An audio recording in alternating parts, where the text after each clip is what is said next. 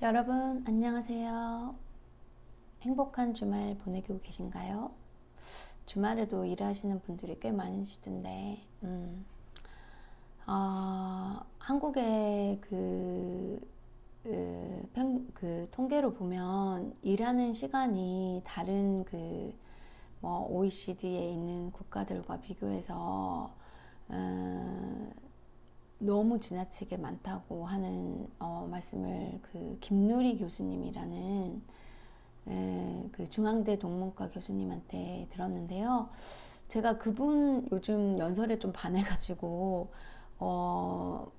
여기저기 많이 찾아보고 있어요. 여러분들도 꼭 한번 찾아보시기 바랍니다. 제가 이 밑에 설명란에 그분 세바신가 세상을 바꾼 시간 그거부터 해서 뭐 엄청나게 많은 방송에 나오셨더라고요. 또 어디더라? 차이나는 클래스? 그런 방송도 있고 하여튼 유튜브에 들어가서 김누리 교수님 치면 뭐 통일 문제부터 교육 문제, 정치 문제, 그분의 아주 강력하고 소신 있는 그런 연설을 많이 볼 수 있을 거예요. 저는 한국에서 이렇게 연설다운 연설을 본 게 참, 제가 저번에 충격받았던 그 여러 가지 가짜 그런 잘못된 뉴스들 속에 참 빛나는 보석이 아닌가 싶어서 볼 때마다 아주 행복해진답니다. 그래서 뭐 어쨌든 여러분들도 좀 행복해지시라고 제가 알려드리는 거고요. 오늘은 그 부동산, 특히 주거 정책에 대해서 오늘 좀 얘기를 해볼까 해요. 저는 이제 주로 이제 김유리 교수님은 동문학과 교수님이니까 이제 독일 예를 많이 드시는 것 같고, 저는 이제 스웨덴 공부를 좀 나름 했기 때문에 스웨덴에 대한 이렇게 예를 좀 많이 들어서 설명을 할게요. 미국은 제가 이제 10년간 살면서 이제 또 제가 부동산 에이전트로 한 9년간 일을 했기 때문에 또 미국에 대해서도 조금은 제가 말씀을 드릴 수 있을 것 같네요. 사실 우리나라의 지금 부동산 전체의 문제점과, 주거 정책과 이게 모든 게 다 연관이 되고, 또 지역 발전의 편차, 중앙 집중화, 그리고 개인주의, 극도의 개인주의, 사회복지의 부재, 제대로 된 정당과 정치인들의 부재, 이런 모든 것들이 다 연관이 돼 있어요. 어떻게 보면 잘못된 교육까지도 연관이 돼 있는지 모르겠어요. 왜냐면 뭐 학군 좋다고 강남 쪽으로 이사 가고 막 그런 것들, 그리고 특수고등학교 있는 곳으로 또 막 모이고 이런 것들조차도 진짜 거미줄만큼 모든 게 엉켜 있기 때문에 이 모든 거를 같이 푸는 것이 근본적인 해결이 될 것 같아요.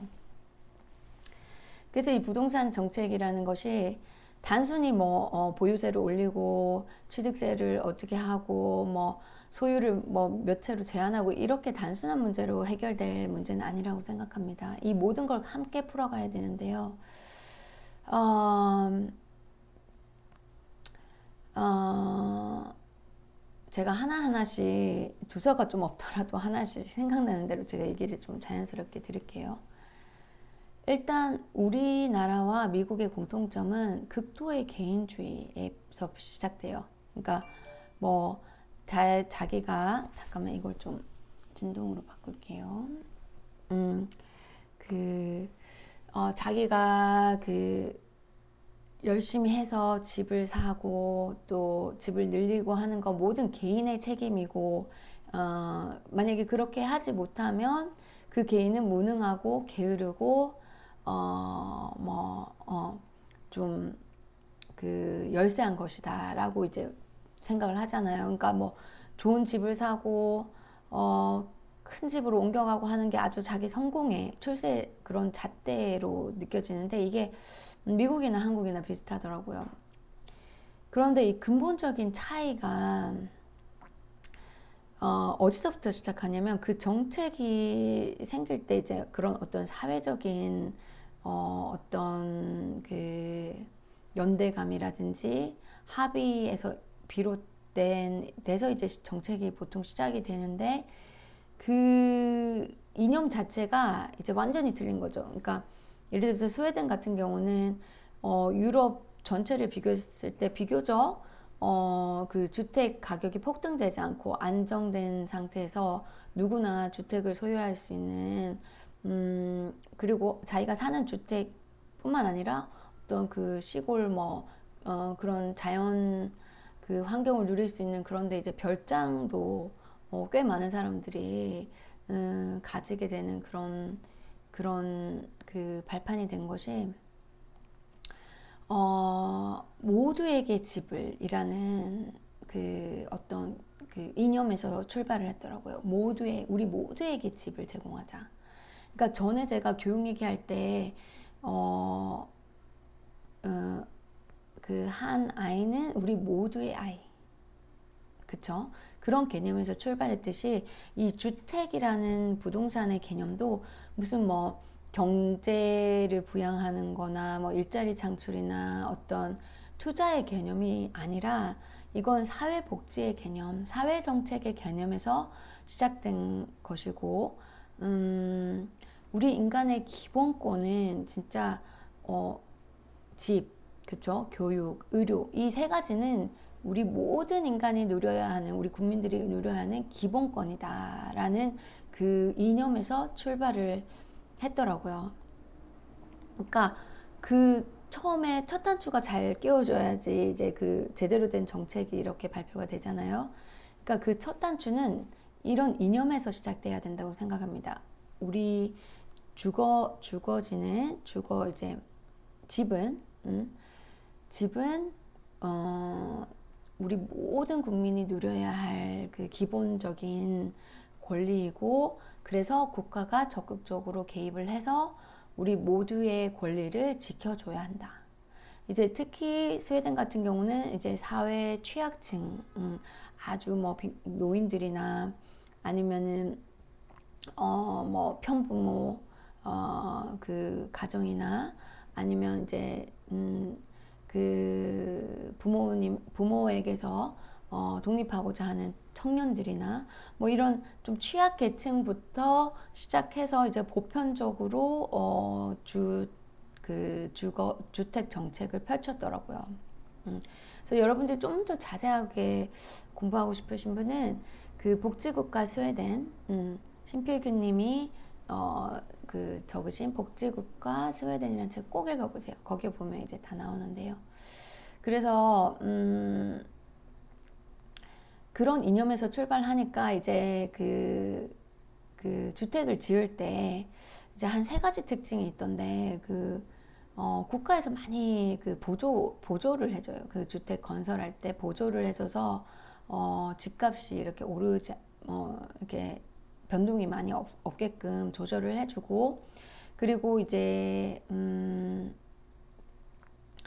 국가뿐만 아니라 그 주택 조합이라는 그 소비자들이 연대해가지고 모인 어떤 주택 조합, 공공성을 띈 주택 조합을 이제 크게 이제 확장해서 거기에서 이제 단가를 낮춰서 국가의 보조를 받아서 집을 지어서 이제 저렴한 가격에 제공을 하고 또 임대도 주고 이러한 주택 조합의 역할이 굉장히 컸었고요.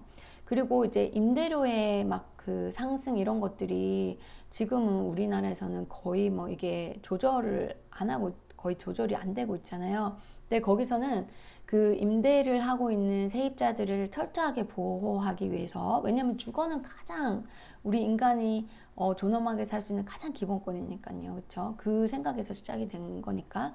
그래서 그 기본권을 보호해주기 위해서 이제 임대료에 대한 협상은 한 개인과 한 그냥 집주인이 하는 것이 아니라, 아니면 회사가 하는 것이 아니라 이제 또 그 세입자 그 조합이 있어요.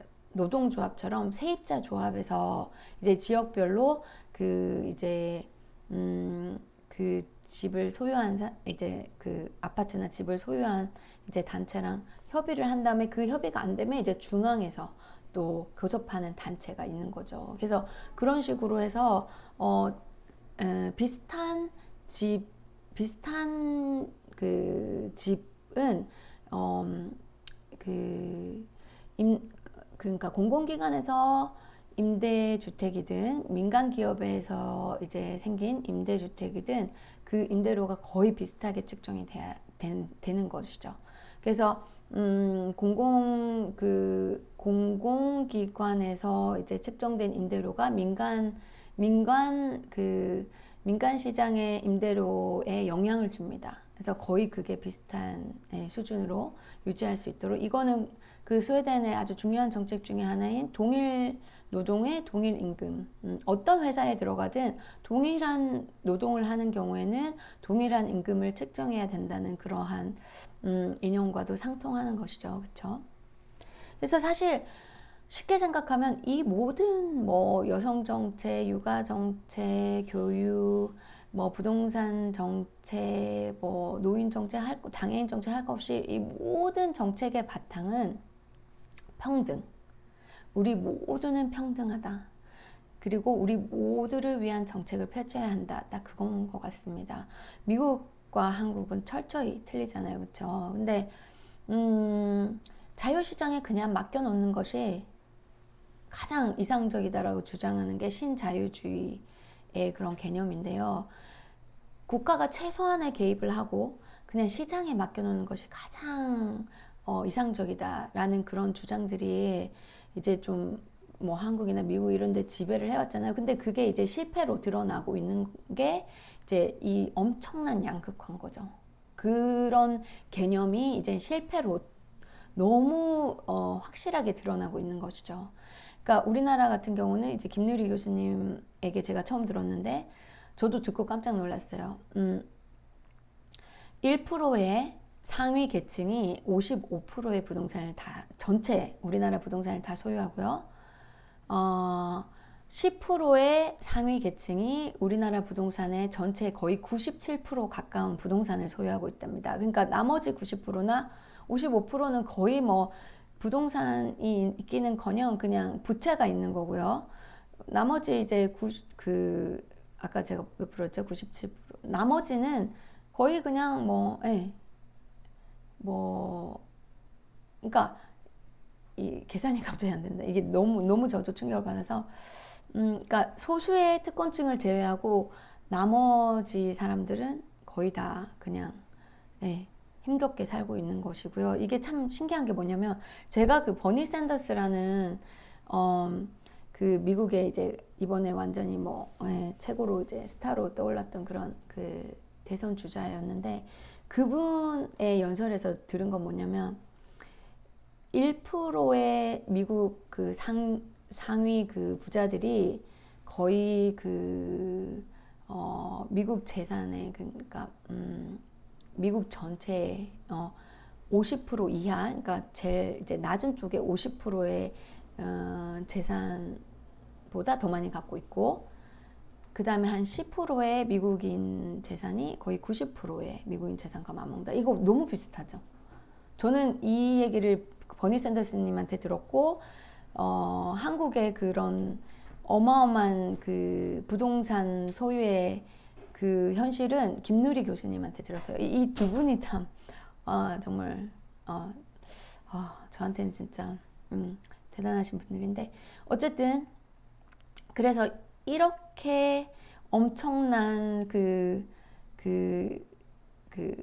양극화가 벌어졌으니 이런 모든 그 부동산이나 뭐 주거지조차도 또 의료까지, 그러니까 한국은 아니지만 미국은 의료까지도 그 시장에 맡겨놔요. 공공의료 정책이 없어요. 저번에 말씀드렸다시피 모든 의료까지도 주거까지도 교육까지도 심지어는 우리나라도 교육도 비슷하죠. 우리도 그 1인당 국민 소득으로 따지면 우리나라가 그 발전된 국가 중에 우리 그 대학교 학비가 가장 높다고 또 김누리 교수님 말씀하시더라고요. 미국은 뭐 상상을 초월하고요. 그렇죠? 그래서 이런 양극화, 이런 부작용들이 그냥 모든 걸 시장에 맡겨놓는다. 시장에 맡겨놓는 것이 가장 이상적인 그런 정치행위다라고 한 게 아주 확실한 실패가 너무너무 확실하게 드러나고 있는데 많은 또 미국 국민이나 한국 국민이 그걸 또 잘 모르기도 하고 알아도 그냥 아우 세상에 이런데 어쩌겠어 하면서 그냥 아유 헬조선 미국은 이제 끝났어 뭐 이런 식의 그냥 회의적인 생각을 하면서 살아가는 거죠. 진짜 하루하루 힘들게 힘겹게 먹고 사는 거에 이미 너무 지쳐 있고 다른 걸 생각할 여유가 없어요. 먹고 사는 거에 급급하다 보니까 뭐 정치인이 뭐 사회운동인 이런 거에 참여할 마음의 여유도 없고 정신 그 육체적인 여유도 없고요. 시간적 여유도 자꾸만 없어지는 게 미국과 한국의 그런 사회가 되고 있는 것 같아요. 그래서 그 사태를 어떻게 수습해야 될지 모르고 어디서부터 어떻게 시작해야 될지 모르겠고 그냥 사람들은 불행하기만 하고 자살률은 계속 올라가고 헬조선이다. 헬 미국이다라는 뭐 헬 미국이라는 표현 안 하지만 미국도 지금 그러한 분위기예요. 지금 굉장히 뭐 어떻게 보면 한국만큼이나 심해요. 그래서 그렇게 만드는 것이 어떤 지금의 그러니까 이제 완전히 실패한 그런 이념이라는 거죠. 그러면 상대적으로 이제 우리 모두의 평등, 우리 모두의 복지를 위해서 경제 성장과 동시에 복지를 그러니까 경제 분배를 제대로 이렇게 추구하고자 했던 그 두 가지가 균등하게 조화롭게 간 나라들 크게 예를 들어서 이제 뭐 북유럽의 예를 들어서 스웨덴, 덴마크라고 해요. 그렇죠? 몇몇 나라들이 있는데 이제 그런 나라들은 덴마크 같은 경우는 국민들에게 물어보면 한 90%가 본인들은 중산층이라고 얘기를 한대요. 그 정도로 대부분 그냥 비슷비슷하게 잘 사는 거예요. 근데 그 미국 같은 경우는 진짜 막 그 노숙자들이 진짜 많고요. 그 필라델피아 같은 경우도 그 기차역에 가면 노숙자들이 그냥 거의 다 거기 자리를 차지하고 있으니까 최근에는 또 그 노숙자들 근본적으로 해결해 주는 게 아니라 그냥 그 울타리를 막고 표 검사를 해서 쫓아보내더라고요. 저는 그 사람들이 어디로 갔는지 모르겠어요. 근데 저는 지나다니면 항상 가슴이 아픈데 아무도 신경을 안 쓰는 것 같아요. 미국 사람들이 빨리빨리 막 왔다 갔다 출퇴근하면서 이제 그 필라델피아 시내 기차역을 보면 전혀 신경을 안 써요. 노숙자들한테. 그게 이미 너무 익숙해진 거죠. 이런 개인주의가 뼈저리게 이제 우리 몸 안에 지금 박혀 있는 것이죠. 그래서 근데 그러한 불평등한 그러한 이제 사회와 이제 어느 정도 평등한 게 많이 이루어진 그런 북유럽의 사회는 가장 큰 이제 우리가 당장 이제 할 수 있는 거는 그런 분배를 조화롭게 할 수 있는 가장 큰 그 정책은 조세 정책이잖아요. 그러니까 시장은 자유롭게 뭐 계획 경제처럼 뭐 소련이라든지 이런 다 실패를 했잖아요. 중국이나 이런 뭐 계획 경제 그런 한 실험은 우리가 실패를 한 거고 그럼 자유시장 경제, 시장 경제, 그러니까 자본주의 자체는 이제 계획 경제보다는 낫다는 게 이제 역사적으로 판명이 됐으면 이제 그거는 그대로 이제 주는 거예요. 그 스웨덴이나 덴마크도 그런 자유시장 경제는 그대로 주는 거예요. 근데 이제 분배를 이제 잘하는 거죠. 국가에서 잘 개입을 하고 조세 정책, 아주 그 지혜로운 조세 정책으로 분배를 잘 함으로써 그러한 양극화의 그 자본주의의 단점을 극도로 줄이고 또 다 같이 행복하게 잘 살 수 있는 사회로 나아가는 거죠. 그러니까 이 조세를 어떻게 하느냐가 굉장히 중요한데 그런 정책들은 정말 그 아주 면밀한 그 조사, 지금 현재 이제 한국의 그런 그 조사와 또 장기적인 안목에서 어떤 식으로 조세 정책을 통해서 이 그 주거지를 모두에게 모두가 어느 정도 누릴 수 있게끔 하느냐는 사실 제가 그냥 이 방송에서 할 게 아니라 정말 면밀한 연구를 통해서 거기에 적합한 정책을 펼쳐야 된다고 생각합니다. 근데 다른 나라에서 어떻게 한 거를 보면 물론 그 나라마다 고유의 그 환경이 다 틀리지만 다른 나라에서 어떻게 한 걸 보면 우리가 힌트를 많이 얻을 수 있어요. 이걸 제가 이 방송에서 다 말하기는 힘들고 거듭 얘기하지만 복지국가 스웨덴이라는 책을 꼭 읽어보시기 바랍니다.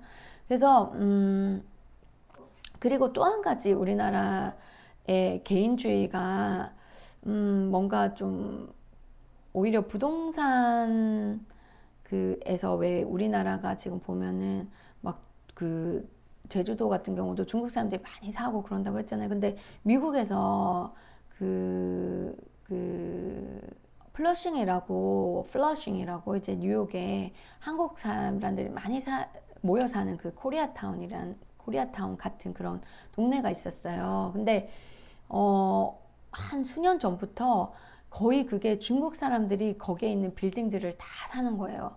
근데 우리나라 사람들도 되게 미국 가면 되게 부지런하거든요. 그래서 뭐 되게 성공한 사람들도 많아요. 근데 개인적으로 성공하지만 우리나라 사람들은 좀 그 협동하고 서로 믿고 이런 걸 좀 개인주의에 워낙에 그렇게 젖어 있다 보니까 서로를 믿거나 이렇게 협동하는 게 굉장히 약한데 중국 사람들은 아니더라고요. 그래서 중국 사람들은 막 어떨 때는 100명이 모여서 아주 딱 제도적으로 해서 뭐 빌딩을 하나 사서 거기에 이제 한국 그 세입자들은 다 밀려 나가는 거죠. 거기에 이제 중국 세입자를 딱 들이고.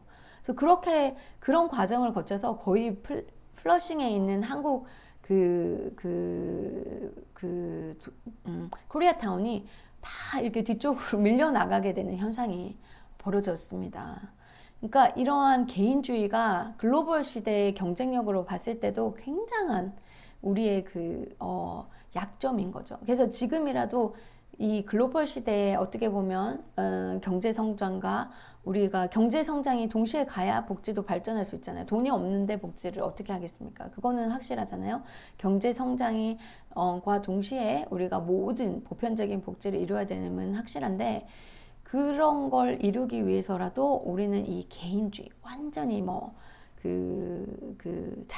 완전히 그냥 어떻게 보면 자유방임 시장 경제 이런 대기업이 중소기업을 제대로 크지 못하게 이렇게 대기업이 너무 그 시장을 점유하고 있는 그런 상황들 그런 것도 국가에서 적극적으로 개입을 하지 않으면 정말 우리나라는 진짜 앞으로 살기가 더 힘들어지는 것은 정말 분명합니다.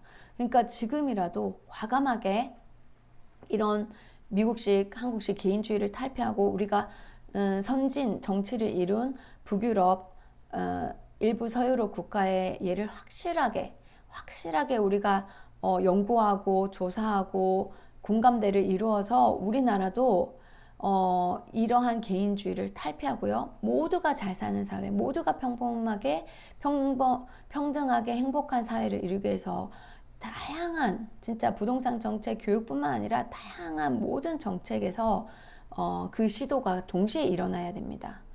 그리고 사실 미국에서는 제가 부동산 에이전트로 일해본 결과 그렇게 집값의 폭등이 그렇게 크진 않아요. 뭐 아주 대도시 뭐 몇몇 도시를 제외하고. 근데 사실 미국에서도 이제 일어나는 게 뭐냐면 그 맨하탄 같은 경우는 집값이 엄청나거든요. 근데 돈이 된다고 이게 국가가 적극적으로 개입을 하지 않으니까 돈이 된다고 해서 뭐 그런 오래된 빌딩들을 필라델피아도 마찬가지고요. 아주 이제 상류 부자들만 살 수 있는 그런 럭셔리한 콘도로 바꾸는 게 한창 또 필라델피아 유행이 됐는데 맨해튼에도 그런 진짜 뭐 100억씩 막 이런 집들을 이제 많이 지어 놓다 보니까 오히려 그걸 감당할 수 있는 사람이 없어요. 그래서 거긴 텅텅 비어 있기도 하고. 그러니까 그렇게 자원이 낭비되고 국가가 개입 이제 지금 미국도 정당은 이제 둘 다 어떻게 보면은 이제 완전 나쁜 정당이죠. 완전 보수 정당인데 그 새로운 정당이 미국도 생겨나야 합니다. 그런 움직임도 있고요, 지금. 그래서 미국도 적극적으로 국가 개입을 해서 그러한 자원 낭비에 양극화만 부추기는 그런 뭐 화려한 호화스러운 그런 콘도가 개발되는 거를 국가가 개입을 해야죠. 그래서 정말 주거 부동산만큼은 우리 모두가 누릴 수 있게끔 만들어야 되고 국가에서 적극적으로 뭐 대출의 개념이라든지 아니면 보조를 해준다든지 여러 가지 방법으로 누구나 누릴 수 있게 해야 되고요. 그리고 지금 제가 영어를 가르치고 있는데 우리 청년 학생들은 앞으로 그러니까 부모가 재산이 많아서 뭐 집을 이렇게 뭐 전세를 얻어주거나 집을 사주지 않는 이상 결혼도 못한대요. 그러니까 이게 출산율하고도 다 연관이 돼 있어요. 남자 입장에서는 또 그런 고민들이 있더라고요. 참 가슴 아팠는데요. 우리나라 문화 중에 가장 안 좋은 것 중에 하나가 부모들이 아들이 결혼하면 집을 마련해 줘야 된다는 이런 인습, 이런 거 완전히 탈피해야 되고요. 이런 인습은 완전히 없어져야 됩니다. 스웨덴 같은 경우는 그 고등학교를 졸업하면 거의 그냥 부모에게서 독립해서 그냥 만약에 대학교를 가면 이제 원룸 아파트부터 시작해가지고 그것도 이제 나라에서 지원이 나오죠. 그래서 그렇게 시작해서 독립을 차츰 이제 가족이 생기면 뭐 더 큰 아파트로 옮기게끔 또 신청할 수도 있고요, 국가에. 그리고 뭐 국가에서 보조를 충분히 받을 수 있고 어느 정도 예측을 할 수 있습니다. 어느 정도 뭐 나이가 들면 또 별장 같은 것도 대부분이 누릴 수 있게 이렇게 어느 정도 예측을 할 수 있기 때문에 사회 보장 그런 것들이 워낙 잘 돼 있어서 불안하지 않고 행복한 거죠. 그 순간 즐길 수 있고. 근데 우리는 예측할 수 없는 미래 때문에 항상 불안하잖아요. 지금 가진 자이건 가지지 못한 자이건 상관없이 항상 불안한 삶을 살고 있잖아요. 그렇죠? 본인이 가졌어도 우리 자식들이 또 잘 될 수 있을까? 자식들이 앞으로 힘들게 살면 어쩌지? 또 그런 불안감. 그러니까 모든 이 사회에 불안감이 조성되다 보니까 우울증이나 자살률 이런 것들이 어떤 상황이 극단적으로 몰렸을 때 뭐 생각지도 못하게 사업이 실패했다든지 뭐 직장을 잃었다든지 아니면은 다쳐서 장애가 입었다든지 이런 경우에는 그냥 희망이 없는 것이죠. 돌파구가 없잖아요. 그게 너무나 잘못된 우리나라의 정치가 너무 잘못돼 왔다는 거에 반증입니다. 그래서 그런 문화를 없애야 되고요. 그러니까 부모에게 그 자식들의 그 부동산 집까지도 이렇게 책임져야 된다는 그런 그런 압력, 이게 한국말 생각이 안 나요. 하여튼 그런 문화를 완전히 없애야 됩니다. 청년들 스스로 독립할 수 있게 나라가 적극적으로 개입하고 그 부모의 그 재산과 상관없이 누구도 이렇게 평등한 입장에서 집을 꿈꿀 수 있고 가정을 꿈꿀 수 있고 그래야만 출산율도 올라가는 거죠. 그렇죠? 교육 문제와 마찬가지로. 그래서 이제 이 부동산 주택 문제도 사실 그 스웨덴이 그렇게 주택의 가격이 폭등이 되지 않고 나라에서 적극 개입할 수 있었던 또 그 계기가 어떤 국민들 간의 연대감이 생겨서 그런 건데 그런 연대감이 누가 또 좋은 역할을 했냐면 매스컴, 미디어, TV 뉴스가 정말 좋은 역할을 했다고 합니다. 제가 저번에도 한번 얘기를 했을 거예요. 제 방송을 꾸준히 보신 분들은 이제 이해하시겠지만 사실 미국에서 의료 제도가 완전 후진이잖아요. 근데 그거는 매스컴의 역할도 아주 한몫한 거죠. 매스컴이 정말 미국의 중요한 이슈, 진짜 어떻게 보면 가장 중요한 사회적인 문제점을 다루냐고요. 뭐 전문가를 초청해서 전 세계의 어떤 좋은 정책과 미국 정책을 비교하면서 그런 국민들에게 이제 널리 알리고 어떤 국민들이 통합해서 정책을 이렇게 고민해 볼 수 있는 그런 장을 만들었겠어요. 그랬다면 이렇게 되지도 않았겠죠. 한국도 마찬가지겠죠. 그렇죠? 그래서 이러한 매스컴의 아주 잘못된 그 사회적인 책임의 부재가 미국 사회와 한국 사회에 이제 큰 역할을 한 것이죠. 반대로 매스컴의 사회적 책임에 정말 훌륭한 역할이 스웨덴의 그런 정말 그 보편적인 주택을 제공하는 그런 큰 계기가 됐었다고 합니다. 그래서 미국은 공영방송이 없으니까 그렇다 치더라도 우리나라는 공영방송이 있는데 그게 되지 않고 있다는 건 정말 반성해야 될 우리가 반성해야 되고, 그 공영방송이 정말 공익을 위한 방송, 우리 국민들의 여러분 죄송합니다. 잠깐만요. 제가 아이디어가 있어요. 자, 우리 공익의 공익의 이익이 되는 어떤 그런 중요한 이슈를 진지하게 토론해 볼 수 있는 오락프로는 이제 공영방송에는 그만하고요. 오락프로는 너무 넘쳐나잖아요. 이미 아무 생각 없이 우리가 그냥 스트레스 풀기 위해서 보는 방송들은, 엔터테인먼트는 이미 너무 넘쳐나거든요.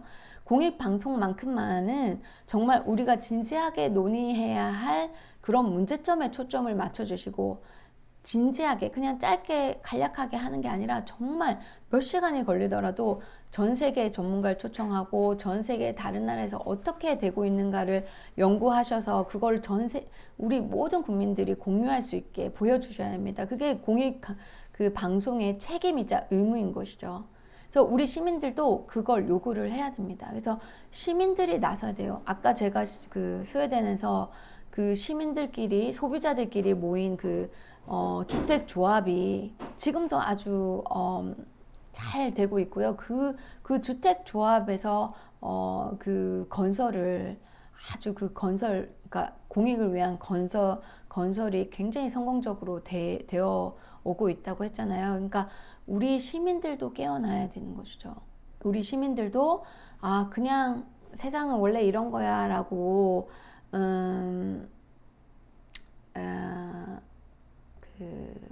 회의적인 그러한 뭐라고 표현할까요? 이거 한국말로 그냥 포기하는 거 있잖아요. 우리가 손 놓고 그냥 멀리 그냥 제3자처럼 그냥 손 놓고 쳐다보는 그냥 남의 집에 불난 것처럼 쳐다보지만, 그게 우리 집일 때는 우리가 적극적으로 불을 꺼야 되겠죠.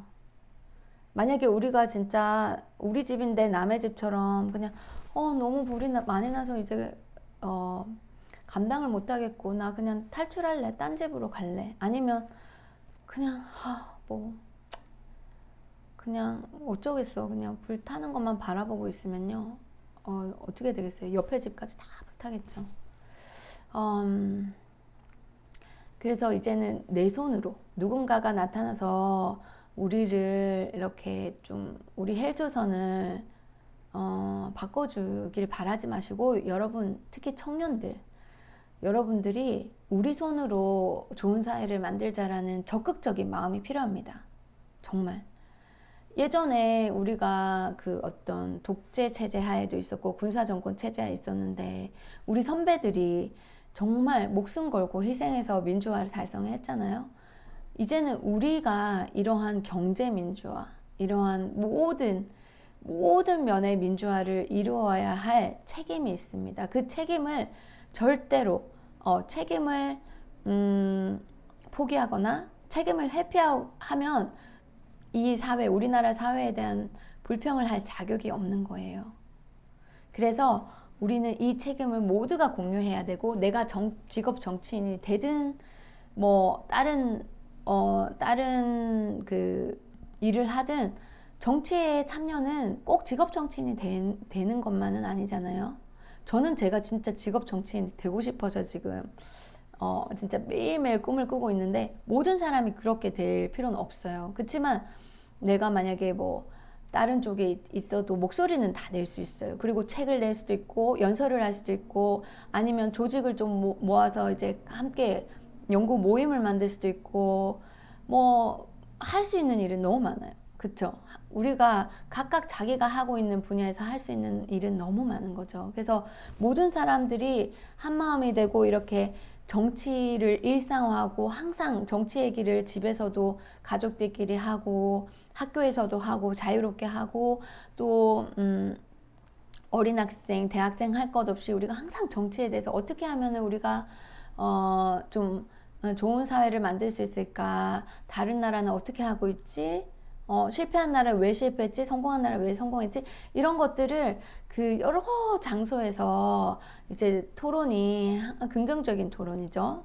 서로 비난하고 싸우는 그런 소모적인 토론이 아니라 이런 긍정적인 토론이 여기저기에서 가정과 사회 모든 분야에서 일어날 때 그때 이제 정말 최고의 브레인스톰이 되면서 윈윈 할 수 있는 그런 아이디어가 생기고 또 아웃 오브 박스 우리가 항상 그냥 우물안 개구리가 아니라 뭔가 새로운 그런 아주 그 획기적인 아이디어들이 생기는 겁니다. 그래서 이런 노력들이 정말 필요하기 때문에 제가 이 방송을 시작한 계기고요.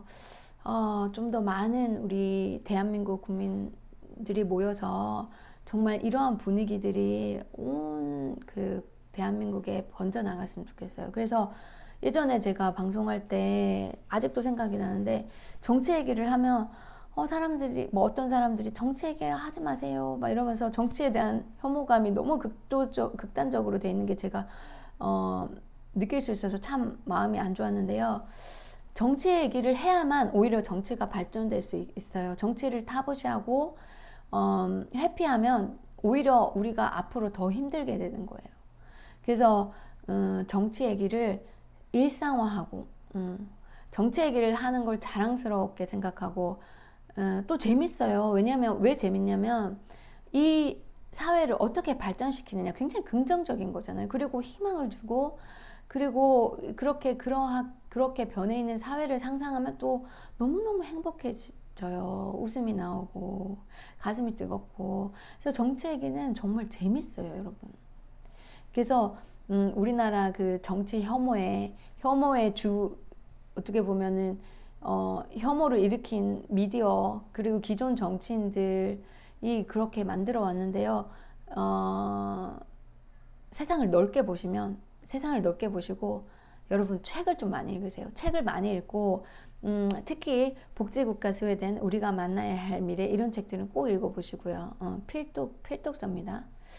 그래서 책을 많이 읽고 다른 전 세계를 넓게 보세요, 여러분. 넓게 보세요. 그러면 정치에 대한 혐오가 아니라 정치에 대한 열정이 여러분들 속에서 끌어오를 거예요. 저처럼. 저는 100% 확신합니다. 저는 제가 어릴 때부터 정치인을 꿈꾸지 않았어요. 저도 진짜 철없이 자라가지고 엄마 아빠 밑에서 편하게 자라다가 정치에 대한 관심도 없었고요. 제가 그랬잖아요. 북한에 대해서도 그냥 가난한 나라, 그냥 공산주의가 실패한 나라 그 정도밖에 몰랐다고요. 근데 여러분들도 지금 아무리 내가 정치에 대해서 저 아무것도 몰라요. 사회에 대해서도 몰라요. 관심도 없었어요. 하지만 여러분들이 조금만 이렇게 좋은 정치의 맛을 보잖아요. 저는 이제 버니 샌더스 를 통해서 정치에 대한 정치인이 얼마나 사람들한테 희망을 주는구나라는 긍정적인 경험을 했고 스웨덴 책을 통해서 가슴 뛰는 진짜 와 이런 사회가 있어? 우리도 이렇게 만들어 보고 싶다 하는 그 가슴 뛰는 진짜 어떻게 보면 눈을 떴어요. 저는 제가 그냥 이걸 알기 전에 삶은 진짜 아무것도 모르고 있었다면 저의 눈을 뜨게 해준 게 이 스웨덴 그 책들이었거든요. 저는 사실 스웨덴 책을 읽기 전에는 그냥 모든 사회가 그냥 흑과 백으로 나눠져 있는 줄 알았어요. 그냥 공산주의, 사회주의 아니면 그냥 자본주의, 민주주의. 저는 이렇게 나눠져 있고 모든 사회가 다 우리나라 같은 줄 알고 아니면 우리나라 아니면 그냥 북한처럼 그냥 사회주의, 실패한 사회주의. 딱 흑과 백, 딱 그것만 있는 줄 알았어요. 근데 정말 사회주의, 그러니까 좋은 사회주의와 좋은 그 민주주의, 자본주의, 예?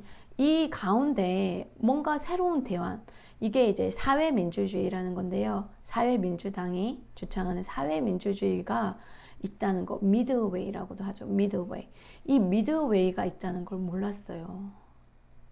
그런 나라가 미들웨이로 가서 정말 행복하게 평등하게 살고 있다는 걸 몰랐어요. 여러분들 알게 하고 싶어요. 여러분들도 이걸 알면, 전 미국 사람들한테도 기회가 되면 항상 얘기를 하면 정말 그런 사회가 있냐? 의아해 하거든요. 정말 놀라거든요. 그러니까 우리가 학교에서 교육을 안 받는 거죠. 참 정치 교육도 잘못됐어요. 그래서 이런 미들 웨이, 이런 그 사회주의와 그 자본주의, 좋은 점을 합친 이런 미들웨이, 사회민주주의가 있다는 거를 여러분들이 알아야만 눈이 뜨입니다. 세상에 눈이 뜨이는 거죠, 진짜로. 그래야지 여러분들이 정치에 대한 완전히 그런 선입견이 완전히 바뀌어버려요. 네, 정치 혐오에서 극복할 수 있는 방법은, 일단 가장 쉽게 시작하는 방법은요, 아마 서점에 없을 거예요. 복지국가 스웨덴, 우리가 만나야 할 미래를 서점에 전화를 해서 오더를 하세요. 주문을 하세요. 그러면 아마 집으로 보내주거나 아니면 서점으로 찾아가면 될 거예요. 예. 아니면 온라인에서 오더를 하셔도 될 것 같고요. 그래서 이 두 가지 책을 읽으면요, 여러분들은요, 기존에 가져왔던 그런 정치에 대한 그런 회의감, 혐오, 이런 것들 한 번에 없애줄 겁니다. 제가 100% 확신해요. 제가 그런 경험을 했으니까. 물론 저는 정치에 대한 혐오는 없었지만 정치에 대해서 아예 뭐라고 해야 되나, 신경을 안 쓴 거죠. 그러니까 방관한 거죠. 저 같은 사람이 이렇게 변했으면 뭐 웬만큼 여러분들은 저보다도 더 똑똑할 테니까 아마 진짜 정치 투사로 변하지 않을까. 저는 그렇게 생각합니다.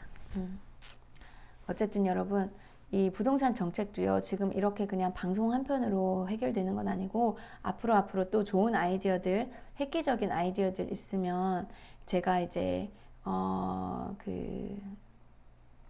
앞으로 방송 또 분량이 있어야 되잖아요. 거기서 이제 좀 더 구체적으로 들어가겠습니다.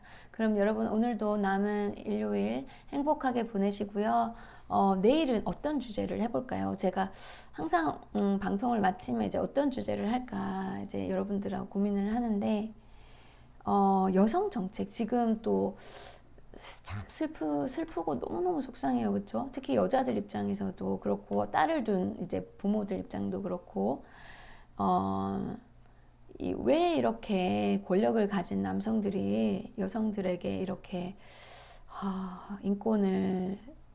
여성들의 인권을 존중하지 않는 이러한 슬픈 도착적인 그런 사태들이 벌어지는지에 대해서 한번 또 잠깐 얘기를 해보고, 또 정치 선진국의 이제 그 여성 정책, 어떻게, 여성 평등이 어떻게 이루어졌고, 스웨덴 같은 나라는 국회가 거의 여성과 남성이 거의 비슷한 비율, 전 세계에서 가장 이상적으로 거의 비슷한 비율을 갖고 있는지, 그 과정에 대해서 좀 얘기해 보도록 하겠습니다. 그러니까 다음 시간은 그럼 여성 정책, 여성 평등 정책이죠. 여성 남녀 평등 정책, 어떻게 이루어지는가에 대해서, 그리고 우리나라의 이런 기이한, 정말 어떻게 보면 참 정말 이해가 안 돼요.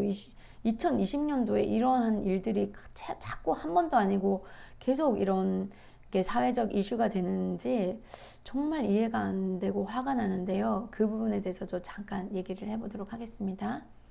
그러면 여러분, 다음 시간에 만나 뵐게요. 바이바이.